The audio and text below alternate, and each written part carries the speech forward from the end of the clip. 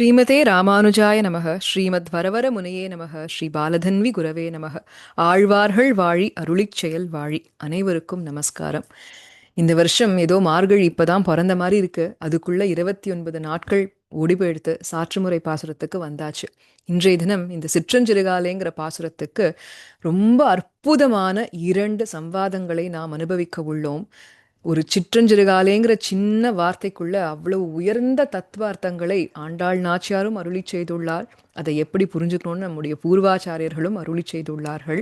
சுவாமி எம்பெருமானாருக்கும் பெரிய நம்பிக்கும் நிகழ்ந்த ஒரு சம்வாதம், அதே போல சுவாமி எம்பெருமானாருக்கும் வங்கிபுரத்து நம்பிக்கும் நிகழ்ந்த ஒரு சம்வாதத்தை தான் நாம் இன்றைய தினம் அனுபவிக்க உள்ளோம். உயர்ந்த தத்துவ அர்த்தங்கள், நம்ம சம்பிரதாய அர்த்தங்கள் புதஞ்சிருக்கு. அதனால உன்னிப்பாக கவனிக்கும்படி அடியேன் பிரார்த்தித்துக் கொள்கின்றேன். இந்த பாசுரத்திலே சிற்றஞ்சிறுகாலேவினுடைய ஏற்றத்தை சொல்ல வருகின்றார்கள். சிற்றஞ்சிறுகாலேனா என்னன்னா, விடியும் பொழுது, விடிந்த பொழுதுன்னு சொல்றோம் இல்லையா, பட்சிகள் எல்லாம் கூக்குரலிடக்கூடிய அந்த பிரம்ம முகூர்த்தம். பிரம்ம முகூர்த்தத்துக்கு அப்படி என்ன ஏற்றம்னா, தீய குணம் பொருந்தியவனுக்கும் சத்வகுணம் தலையெடுக்கும் காலம் அது. தீய குணம்னா இப்படி அப்படி கிடையாது. பகலெல்லாம் பிறரை துன்புறுத்தி இரவெல்லாம் மறந்து கிடந்து உறங்கி மீண்டும் பகலெல்லாம் பிறரை துன்புறுத்தக்கூடிய குணம் படைத்த அப்பேற்பட்டவனுக்கும் சத்வகுணம் தலையெடுக்கும் காலமாம் இந்த சிற்றஞ்சிறு காலை பொழுது. இந்த பொழுதிலே எம்பெருமானை பற்றிவிட்டால் என்ன ஆகும்னா, நாம் செய்த பாவங்கள் குறித்து எந்த கவலையும் பட வேண்டாம். மன்னித்து எம்பெருமான் நம்மை ஏற்றுக்கொள்வான், பொறுத்து நமக்கு அருள்வான் என்று விளக்கும் வகையிலே சுவாமி எம்பெருமானாருக்கும் பெரிய நம்பிக்கும் நிகழ்ந்த ஒரு சம்வாதம் 4000படியிலே காட்டப்பட்டுள்ளது. நாம் அனைவருக்கும் தெரியும், பெரிய நம்பி சுவாமி ஆளவந்தாருடைய சிஷ்யர் என்பது. பெரிய நம்பியினுடைய சிஷ்யர் சுவாமி ராமானுஜர் என்பது. பெரிய நம்பியோ அதே காலத்துல சமகாலத்திலே வாழ்ந்தவர் தான் மாரநேர் நம்பி என்பவர். மாரநேர் நம்பியும் சுவாமி ஆளவந்தாருடைய பிரதான சிஷ்யர்களிலே ஒருவர். இந்த மாரநேர நம்பி அந்த சுவாமியினுடைய ஒரு இறுதி காலகட்டம், கடைசி காலம், நோய்வாய்ப்பட்டு மிகவும் துன்புற்றார். டெத் பெட் அப்படின்னு சொல்றோம் இல்லையா, அப்படி இருந்தவர். மரணத் தருவாய் எம்பெருமானை நினைப்பதற்கும் சக்தியற்றவராக படுத்துன்னு இருக்கார். மூச்சு பேச்சு இல்லாம படுத்துன்னு இருக்கார். அதை பார்த்து பெரிய நம்பிக்கு ஒரே கலக்கம். எப்பேற்பட்ட அடியவராக இருந்தார், எம்பெருமானை எப்படி அனவரதமும் நினைச்சுட்டே இருந்தார். அப்படி இருக்கக்கூடியவர் இப்பொழுது மூச்சு பேச்சற்று இப்படி படுத்த படுக்கையா எம்பெருமானை நினைக்க முடியாம படுத்துட்டு இருக்காரேன்னு ஒரு கலக்கம், ஒரு வருத்தம் இவருக்கு. நேரா ஓடுறார் எம்பெருமானார் கிட்ட.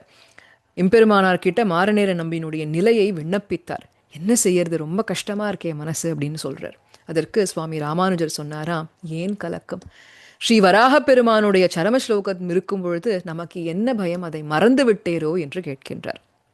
அற்புதமான அந்த சரம ஸ்லோகம் என்னதுன்னா, ஸ்திதே மனசி சுஸ்வஸ்தே ஷரீரே சதியோ நரஹா தாத்து சாமியே ஸ்திதே என்று. மனம் கலக்கமின்றி ஒரு நடுநிலையோடு இருக்கும் பொழுது, வாதம் பித்தம் கபம்னு சொல்றோம் இல்லையா, இந்த 3 தாத்துக்களும் ஓரளவுக்கு சமமாக இருக்கும் பொழுது அந்த நேரத்திலே நரகா எவன் ஒருவன் ஸ்மர்த்தா விஸ்வரூபம் ச மாமஜம், அதாவது பிறப்பிலியான உலகை உடலாக உடையவனான என்னை ஸ்மர்த்தா என்று நினைக்கின்றானோ அப்பேற்பட்டவன் ததஸ்தம் பிரியமானம் து காஷ்ட பாஷான சந்நிபம் என்று பிற்காலத்திலே மரணத் தருவாயிலே கட்டையோடும் கல்லோடும் ஒத்தவனாக படுத்திருக்கும் பொழுது, மூச்சு பேச்சு இல்லாம படுத்துருக்கானே அந்த நேரத்திலே மத்பக்தம், அப்பேற்பட்ட என்னுடைய பக்தனை அகம் ஸ்மராமி, நான் நினைக்கின்றேன் என்கின்றான். நினைப்பதோடு மட்டுமல்ல, நயாமி பரமாங்கதம் என்று உயர்ந்த கதிக்கு அவனை நான் அழைத்து செல்கின்றேன். வைகுண்டத்துக்கு, பரமபதத்துக்கு நானே வந்து அவனை அழைத்து செல்கின்றேன் என்று வராகப் பெருமான் கொடுத்தானே, அந்த வாக்கு நினைவில் இல்லையோ, இதை மறந்தீரோ, இது இருக்கும் பொழுது என்ன பயம் என்று கேட்டாராம்.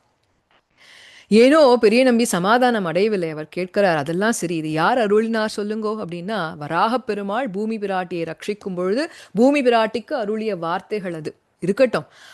அந்த வராக பெருமான் எப்பேற்பட்டவன்னு கேட்டா, ராமானுஜரே உம்மை போல அவனுக்கும் அடியாரிடத்திலே பக்ஷபாதம் உண்டு, அதனால அவன் சொன்ன வார்த்தையை ஏற்றுக்கொள்ள முடியாது.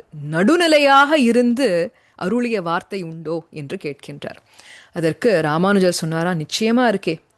கிருஷ்ண பரமாத்மா எவ்வளவுதான் ஆசிரித பக்ஷபாதனாக இருந்தாலும் ஒரு ஆச்சாரிய ஸ்தானத்திலே இருந்து தேர்தட்டிலே நடுநிலையாக இருந்து கொண்டு அருளிய வார்த்தைகள் தானே பகவத்கீதை. அது எம்பெருமான் காட்டியுள்ளானே. என்ன காட்டியிருக்கான்னா, நமே பக்தஹா பிரணஷ்யதி என்று, என்னுடைய பக்தன் நாசத்தை அடைவதில்லை என்று அவனே கொடுத்துட்டானே வாக்கு. அப்போ ரட்சிப்பான் இல்லையா? அவன் பக்தனாக இருந்தால் அவன் கை கொள்வான். எந்த கவலையும் வேண்டான்னு அவனே காட்டி கொடுத்துட்டானே, இது போருமா என்று கேட்டார். அதற்கு பெரிய நம்பி மேலும் கேட்டாராம், எம்பெருமானை உள்ளபடி அறிந்தவர்களுக்கு மறுபிறவி கிடையாது என்பதற்கும் பிரமாணம் உண்டோ என்று கேட்கின்றார். நிச்சயமாக உண்டு. இதே பகவத்கீதையிலே கிருஷ்ண பரமாத்மா அருளி செய்துள்ளான் என்று சுவாமி ராமானுஜர் இங்கே எடுத்து காட்டுகின்றார். பகவத்கீதையினுடைய 4th சாப்டர் 9வது ஸ்லோகம், ஜன்ம கர்மச்ச மே திவ்யம் ஏவம் யோ வேத்தி தத்வதா என்று. ஜென்ம கர்மச்ச மே திவ்யம், அதாவது என்னுடைய இந்த பிறப்பு, நான் இதிலே பிறந்து செய்த விஷயங்கள், இவை அனைத்தும் புனிதமானவை என்று எவன் அறிகின்றானோ, உள்ளதை உள்ளபடி எவன் அறிகின்றானோ, தியக்த்வா தேகம், இந்த உடலை கைவிட்ட பின்பு, மரணத்தின் போது இந்த உடல் போறது இல்லையா, உடலை கைவிட்ட பின்பு புனர்ஜென்ம நைதி என்று, மறுபடியும் பிறப்பை அடைய மாட்டான், அடைவதில்லை. என்ன ஆகும்னாக்க மாமேதி சோர்ஜுன என்று, என்னை வந்து அடைகின்றான் என்று அவன் கொடுத்த வாக்கும் இருக்கே. அப்போ இதையெல்லாம் மறந்துட்டேடா, தேவரீர் கவலைப்பட வேண்டிய அவசியமே இல்லை, மாரநேர நம்பியை நிச்சயமாக எம்பெருமான் கை கொள்வான் என்றால், அப்பேற்பட்ட பக்தர் எம்பெருமானை நினைத்தவர் அவர். அதனால கிருஷ்ண பரமாத்மாவினுடைய வார்த்தைகள், வராக பெருமான் என்று இந்த வார்த்தைகள் எல்லாம் இருக்கும்பொழுது, அதுவும் கிருஷ்ண பரமாத்மா அவனுடைய ஜென்மத்தை எப்படி இருக்கோ உள்ளபடி அறிந்தவர்கள் என்று காட்டிவிட்டால், அவனுடைய அவதாரத்தை உள்ளபடி அறிந்தவர்களுக்கு நிச்சயமாக மறுபிறப்பு கிடையாது என்று அருளி செய்தார். இதான் முதல் சம்வாதம். அற்புதமான சம்வாதம். அவனை உள்ளபடி அறிய வேண்டும்னா எது? கிருஷ்ண பரமாத்மாவை உள்ளபடி அறிந்தது. நடுநிலையாக தேர்தட்டிலே அவன் அருளிய வார்த்தைகள்னா 18 சாப்டர் இருக்கு, 18 அத்தியாயங்கள் பகவத்கீதை இருக்கே. அதுல எதை அறியணும்னு கேட்டா, நம்ம பூர்வாச்சாரியர்கள் சொல்றா 18ல ஒரே ஒரு விஷயம்தான் முக்கியம், இது எல்லாத்தையும் கழிச்சுடலான்ட்டார். எந்த விஷயம் முக்கியம்னா, அவனுடைய அல்டிமேட் வேர்ட்ஸ்னு சொல்றோம் இல்லையா, சரம ஸ்லோகம், அது தெரிஞ்சா போறோம். அதுதான் அவன் நடுநிலையாக இருந்து நமக்கு கொடுத்த வார்த்தை. என்னது?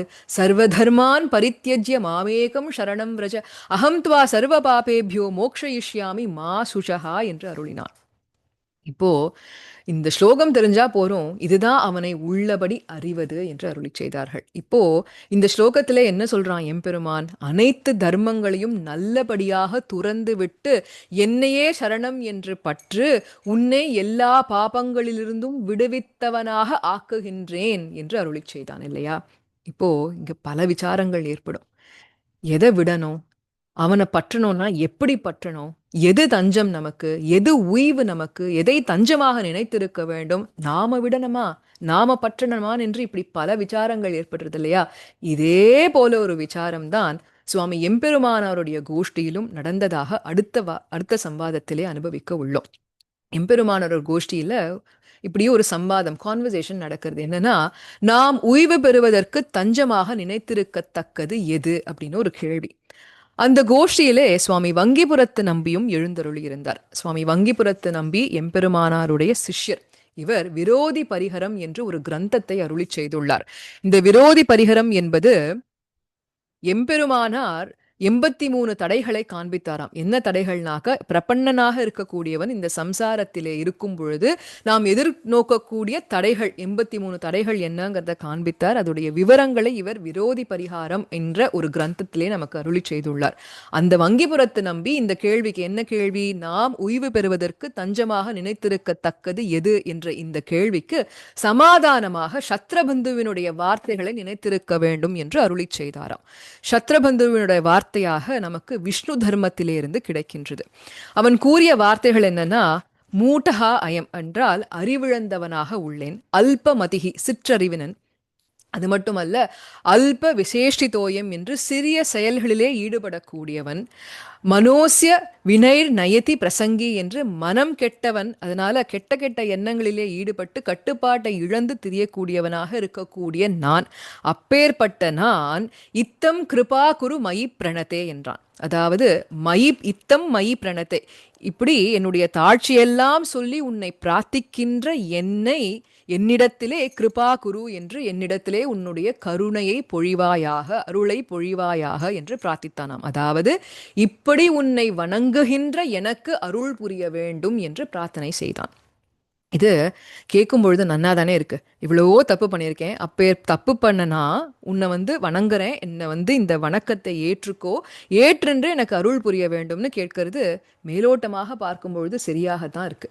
ஆனா எம்பெருமானார் சொல்லிட்டாராம், நன்னா இருந்தாலும் இது போதாது அப்படின்னுட்டார். ஏன்னா இந்த வாக்கியத்திலே, அதாவது இப்படி உன்னை வணங்குகின்ற எனக்கு நீ அருள் புரிய வேண்டும்னு சொல்ற இந்த வாக்கியத்திலே அவனுடைய ஆக்கிஞ்சன்யமும் அனன்யகதித்துவமும் வெளிப்படவில்லையே என்று கேட்டாராம். ஆக்கிஞ்சன்யம்னா என்ன? அவனை விட்டா வேற கதி இல்லைன்னு இருப்பது.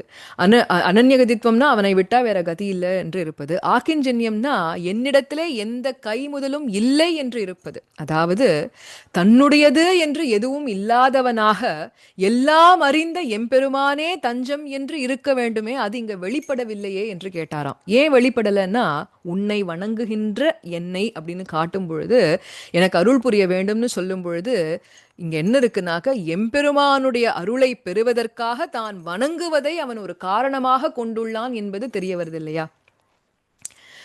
நான் வணங்கினா எனக்கு நீ அது கொடு, அப்போ ஒரு ரெசிப்ரோக்கல், ஒரு டிரான்சாக்ஷனா ஆறுதே இது. இது எப்படி சரியாகும்? ஏன்னா அவனை அடைவதற்கான வழி அவனே என்றல்லவோ இருக்க வேண்டும். நான் வணங்குவது அவனை அடைவதற்கான வழியாக இருக்கக்கூடாது. நான் சரணம் செய்தேன்னாக நான் செய்யக்கூடிய அந்த சரணாகதி அவனை அடைவதற்கான வழியாக இருக்கக்கூடாது இல்லையா? அப்போ நான் ஏதோ ஒரு காரியம் செய்து அந்த காரியத்துக்கான பலனை எதிர்பார்க்கக்கூடியவன் என்று தேறி நிற்கின்றதே, அது சரியா இல்லையே. ஏன்னா நம்முடைய சம்பிரதாயத்திலே உபாயம் உபேயம் இரண்டும் அவன்தான். அவன்தான் அடைவதற்கான இலக்கு, அதற்கான வழியும் அவன்தான் அப்படின்னு காட்டும் பொழுது, இந்த இடத்துல நான் ஏதோ ஒரு காரியம் செய்தேன், அதற்கு பலன் வேணும்னா அந்த பலத்துல மனசு போயிடுறது. அப்போ மனசு பலத்துல போயிடுதுன்னா அது வருத்தத்தை தான் உண்டாக்கும், பயனை கிடைக்கும்படி செய்யாது அப்படின்னு காட்டுட்டார். அப்போ நமக்கு என்ன தகுதி இருக்கு எம்பெருமானை அடைவதற்குனா? நம்ம கிட்ட எந்த தகுதியும் கிடையாது. அவன் கிருபை மட்டுமே நமக்கு தகுதி, அவனுடைய இரக்கம் மட்டுமே நமக்கு வழி என்று தோற்றும்படியாக பிரார்த்திக்க வேண்டும் இல்லையா? இப்போ அவனுடைய கிருபை வரும்பொழுது அதை தடுக்காம இருந்தா போறோம், அந்த கிருபை மட்டும் வழின்னு பிரார்த்திக்க வேண்டும். அப்போ நீதான் எனக்கு உபாயம் என்று எண்ணம் அவசியம், அதற்கு மேலாக அந்த எண்ணமும் அவனால் வந்தது என்றும் இருக்க வேண்டும். இதுதான் முக்கியம். அப்போ நம்ம பக்தியெல்லாம் பண்றோமே, எம்பெருமானை வணங்குகின்றோமே, நம்ம செய்யக்கூடிய பக்தி என்னதுன்னு கேட்டா, பக்தி செய்யலாம் எதற்கு அந்த பக்தினாக்க அவனை அனுபவிப்பதற்கு.